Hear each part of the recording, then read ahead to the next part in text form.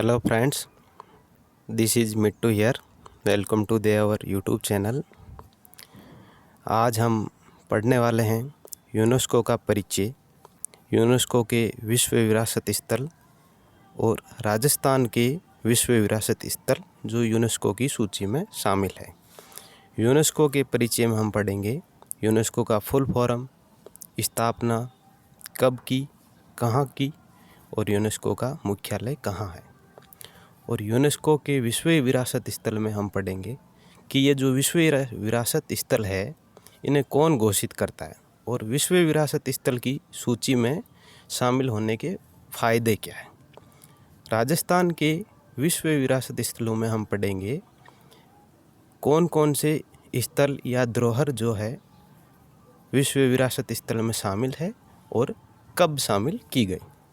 चलो शुरुआत करते हैं।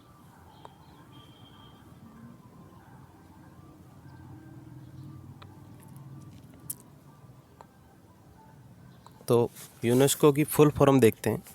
यूनेस्को की फुल फॉर्म होती है United Nations Educational Scientific and Cultural Organization, जिसका हिंदी अर्थ होता है संयुक्त राष्ट्र शैक्षिक, वैज्ञानिक तथा सांस्कृतिक संगठन। यूनेस्को की स्थापना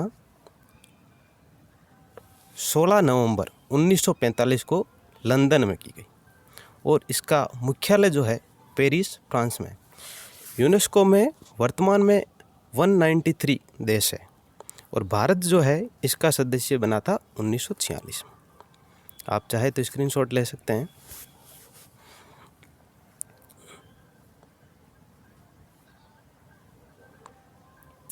अब देखते हैं विश्व विरासत स्थल इन्हें कौन घोषित करता है, इनके क्या फ़ायदे हैं, घोषणा होने के बाद इनको क्या लाभ मिलता है जो स्थल विश्व विरासत की सूची में शामिल होते हैं।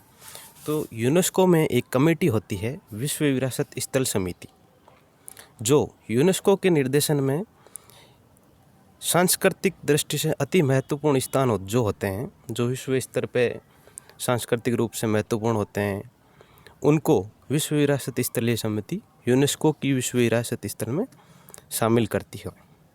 तो जो स्थान विश्व विरासत स्थल की सूची में शामिल होते हैं उनके लाभ क्या है। उनके लाभ ये है कि किसी भी परिस्थिति में यदि उनकी संस्कृति को खंडित होने की आशंका है तो जो यूनेस्को है वो उन्हें आर्थिक सहायता प्रदान करता है। जो ऐतिहासिक धरोहर विश्व विरासत स्थल की सूची में शामिल होती है उनके संरक्षण के लिए यूनेस्को क्या करता है, आर्थिक सहायता प्रदान करता है। ठीक है। अब सबसे महत्वपूर्ण बात जो हम पढ़ने वाले हैं वो है राजस्थान की विरासत स्थल। कौन कौन से राजस्थान की ऐसी धरोहरें हैं जिन्हें यूनेस्को की विश्व विरासत स्थलों की सूची में शामिल किया गया और कब किया गया। तो सर्वप्रथम जो है अब केवलादेव राष्ट्रीय उद्यान जो कि भरतपुर में स्थित है, उसको 1985 में यूनेस्को की विश्व विरासत स्थलों की सूची में शामिल किया। तो राजस्थान की पहली विरासत जो यूनेस्को की विश्व विरासत स्थलों की सूची में शामिल है वह है केवलादेव राष्ट्रीय उद्यान, जिसे 1985 में शामिल किया गया। उसके बाद 1 अगस्त 2010 को जंतर मंतर और कालबेलिया नृत्य दोनों को ही 1 अगस्त 2010 को यूनेस्को की विश्व विरासत स्थल सूची में शामिल किया। अब आपको ध्यान रखना है कि यूनेस्को की जो सूची होती है उसमें 3 तरह के स्थल शामिल होते हैं। एक तो प्राकृतिक, दूसरे सांस्कृतिक और तीसरे मिश्रित। तो जो कालबेलिया नृत्य है वो राजस्थान की सांस्कृतिक विरासत है और अन्य सभी जो विरासतें यूनेस्को की सूची में शामिल है वह सब प्राकृतिक विरासत है। तो पहली विरासत जो शामिल हुई थी वह थी केवलादेव राष्ट्रीय उद्यान, जिसे 1985 में शामिल किया। दूसरी विरासत है जंतर मंतर और कालबेलिया नृत्य, जिन्हें 1 अगस्त 2010 को यूनेस्को की सूची में शामिल किया गया। फिर 21 जून 2013 को राजस्थान के 6 पहाड़ी